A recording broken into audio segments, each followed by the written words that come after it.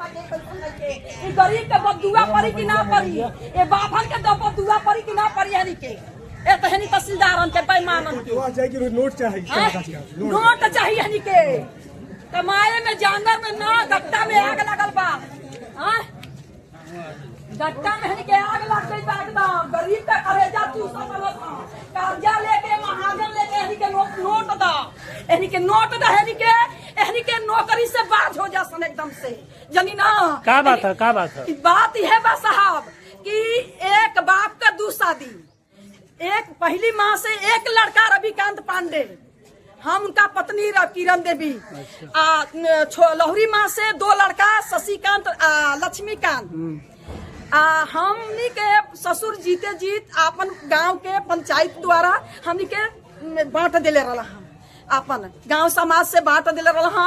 पिताजी के मतलब खाए पिए के खेत बाड़ी सब कुछ दे रहे, ओपर लिखा गए स्टाम्प कागज पर कि जब तक बाप जी हाँ तब तक खइहा, आ मर गईला पर तीनों लड़कन के बराबर हो जाये, रुपया पैसा बाप के पास सब कुछ रहे।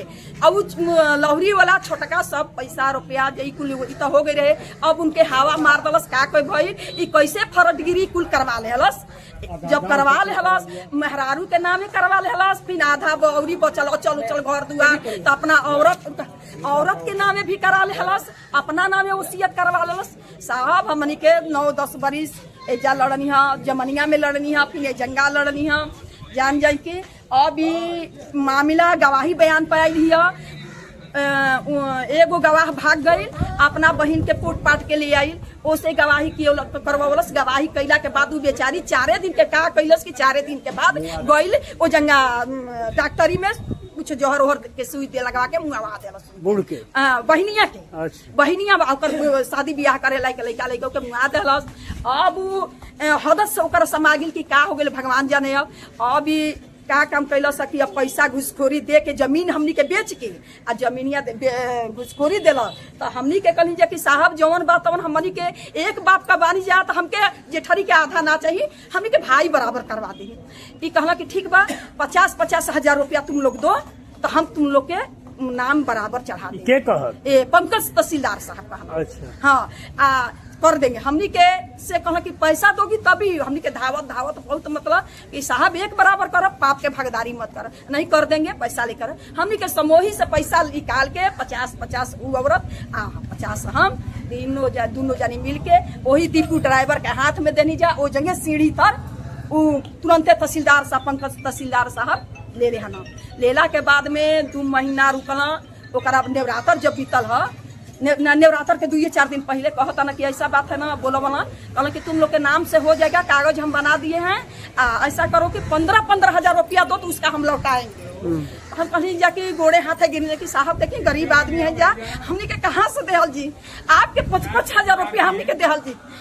कहला कि ठीक है नहीं उतना नहीं लेंगे, तुम 15-15 हजार रुपया दोगी तभी उसका लौटाएंगे। जान जाए कि हमने के 55 हजार रुपया लेके आई रही जा वो दिन 30 तारीख के। जान जाए कि कहला कि ठीक है, पंजी के ली हमने के कागज दी नाम चढ़ा के, कहला कि ठीक है 5 बजे लेंगे पैसा। 5 बजे हमने के टाइम दिला, हमने के 12 हमने के 9 बजे के आई, हमके लागत के 2:30-3 बजे ई हमने के नकल मिलल बिया। जब वो लेके निकलत रहे नकल तामस ले, तो हमने के कोनो बात बिया। तब ऋषि के साहब के कहनी जा कि साहब ऐसा अन्याय के काम मत करब, 3 आदमी के बराबर करब।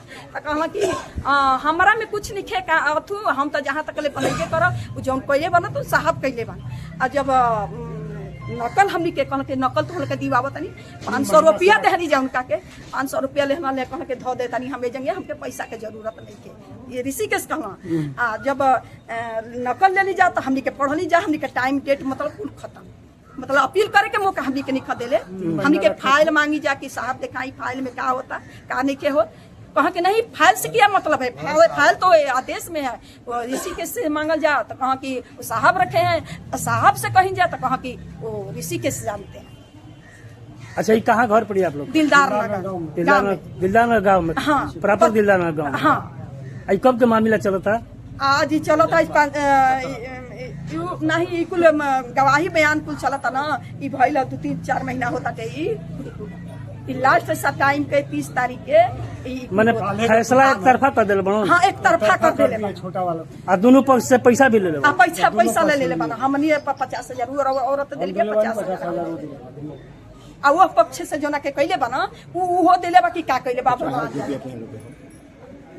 तो जोगी जी के तुम लोग जा हाँ? मुख्यमंत्री के यहाँ एकदम डायरेक्ट पहुँचा जाता हम लोग। हाँ हाँ तो पहुँचल जी हमनी के पैसा हमनी के दे पैसा दी तब ना साहब लड़ल जी पैसा घूस के ले ले बताऊ दी ही। हाँ तो पैसा दे नहीं तो एकर नौकरी से जोगी जी एक हमनी के बात करावा वही खातिर नहीं होता बात करावा जोगी जी कि जोगी जी के यहाँ जाकर एप्लीकेशन दा जा उनका से मिला जा जनता दरबार में मिल के बताओ जे कैसे ऐसे घुसखोरी करके हमन का पैसा लेके एक तरफा फैसला कर नौकरी से बात करवा ऐसा घुसखोर के हटावा जंगल गरीबन के चूस चूस के जरा पैसा ना रही कहाँ से दी हमनी के कहाँ रहे के हमनी के सत्य के न्याय नहीं है। खाली बेईमानन के डिग्री करता रुपया लेता करता। ये है मामला सेवराई तहसील का। ये सेवराई तहसील के दिलदार नगर गांव का मामला है और आप देख रहे हैं कि एक महिला कितना पीड़ित है और उसके साथ किस तरह का व्यवहार किया जा रहा है। कहने के तो जोगी जी के सरकार में एकदम सब चंगा सी है, लेकिन स्थिति ये है कि एक महिला के साथ इतना बड़ा अन्याय हो रहा है। घूसखोरी चरम सीमा पे पहुंच गई है। जितने भी अधिकारी और कर्मचारी हैं ये सब घूसखोर होकर के और पैसे का दोहन कर रहे हैं। गरीब लोगों के साथ अन्याय चरमोत्कर्ष पे बैठ गया है और ये सारा कुछ बयान इस महिला के बयान से सामने आ रहा है। तो आप देख लीजिए और मैं जोगी जी से अपील करता हूं कि कम से कम इस महिला के बयान को देखते हुए आप इनके साथ न्याय करने का कष्ट करें और ऐसे घूसखोर अधिकारियों और कर्मचारियों को तत्काल यहां से हटाने का काम करें और अंकुश लगा करके इन्हें जेल के सलाखों के पीछे पहुंचाने का काम करें। ठीक है, चलिए।